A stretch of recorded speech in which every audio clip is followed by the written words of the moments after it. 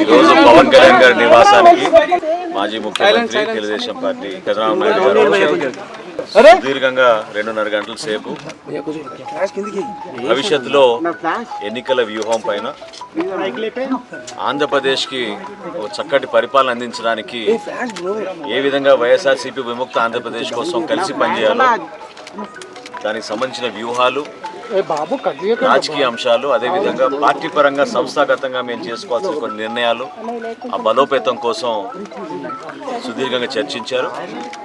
తప్పకుండా ఆంధ్రప్రదేశ్ ప్రజలకి మంచి భవిష్యత్తు ఉండే విధంగా ఈ చర్చలు చాలా సంతోషకరంగా జరిగినాయి. భవిష్యత్తులో కూడా అన్ని కార్యక్రమాల్లో ఇరు పార్టీల క్యాడర్ నాయకులు కలిసికట్టుగా విజయం సాధించి రేపటి రోజున మంచి ప్రభుత్వం, మంచి పరిపాలన అందించే విధంగా తగిన చర్యలు తీసుకుని ముందుకెళ్తామని ఈ సందర్భంగా ఇరు పార్టీల నాయకులు ఈరోజు నిర్ణయించుకున్నారు.